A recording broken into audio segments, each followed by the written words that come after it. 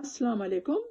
میں آج آپ لوگوں کے لیے بہت اچھا موضوع لے کر آئی ہوں جس کا تعلق اس موضوع کا ہم سب کی زندگی سے ہے کہ زندگی میں ہمیں کس طرح رہنا چاہیے اور آخرت کے بعد میں جو ہم زندگی میں جو کچھ کرتے ہیں اس کا آخرت میں ہمیں کیا صلہ ملے گا.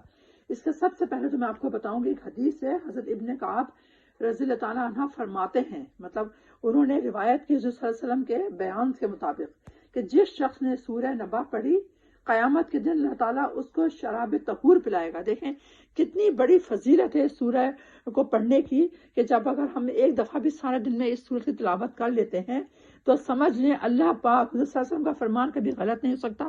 توبہ نعوذ باللہ.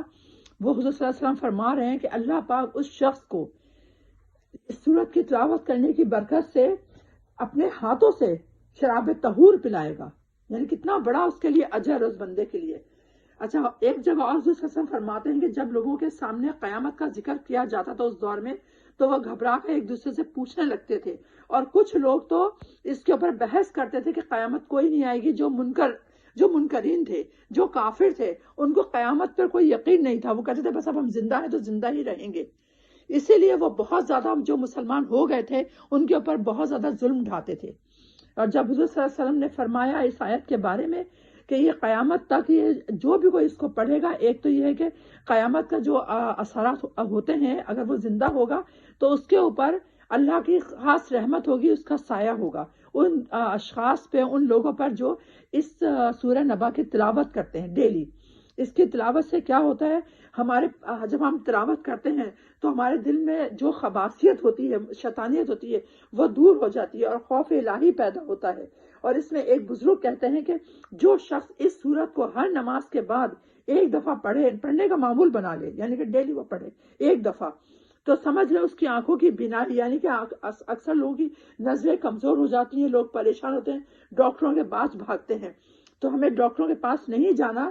اگر ہم پورے دن میں ایک دفعہ سورہ نبا کی تلاوت کر لیں گے تو انشاءاللہ العظیم انشاءاللہ الرحمن ہماری آنکھوں کی بینائی اگر کم ہو بھی گئی نا تو وہ بھی آہستہ آہستہ سورہ نبا کی تلاوت سے، سورت کی تلاوت سے وہ بینائی ہماری پوری ہو جائے گی. آہستہ آہستہ جو بھی آنکھوں کی کمزوری ہے وہ ختم ہو جائے گی. اس سورت کی تلاوت سے ہمیں ایک تو یہ فائدہ ہوتا ہے.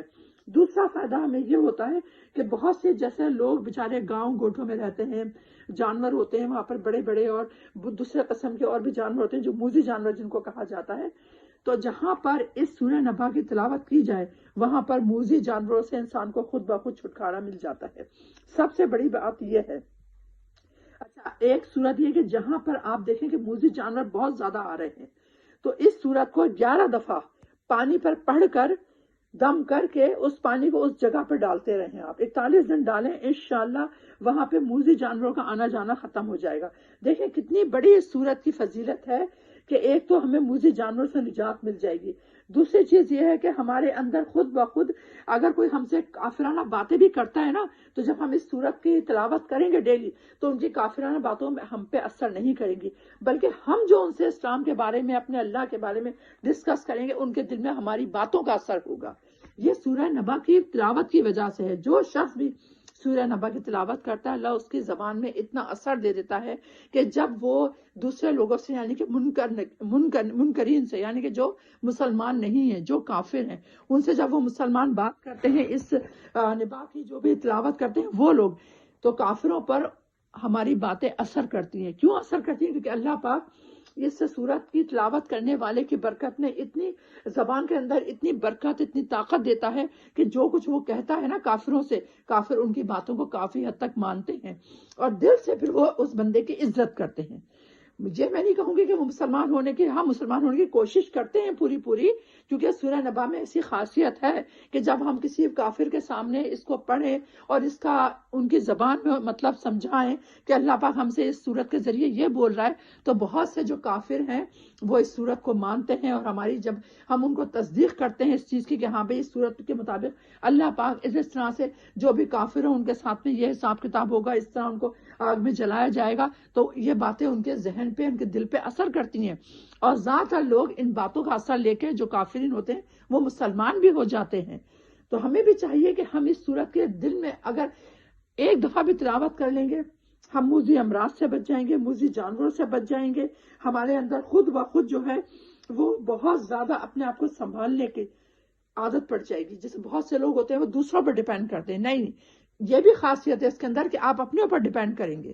آپ کسی پر ڈیپینڈ نہیں کریں گے. آپ کسی کی طرف آنکھ اٹھا کے دیکھیں گے کہ ہاں بھائی میرا یہ کام یہ شخص کر دے. نہیں، آپ کے اندر اللہ پاک ہمت پیدا کر دیتا ہے کہ نہیں بھی اس شخص نے یہ کام کرنا ہے تو کرنا ہے. اس کے اندر خود سے ایسی ہمت آ جاتی ہے. وہ کہتا ہے میں کیوں دوسرے لوگوں پر جاؤں، دوسرے لوگوں کی خدمتیں کروں، ان کی باتیں مانوں، اور پھر میں اپنے کام کے لیے ان کے سامنے عاجزی کروں. کیوں میں اپنے اللہ کے سامنے نہ کروں؟ میں اللہ کی یہ جو اللہ نے اتنی اچھی صورت اتاری ہے، میں اس صورت کی تلاوت کر کے اپنے اللہ کو خوش نہ کروں؟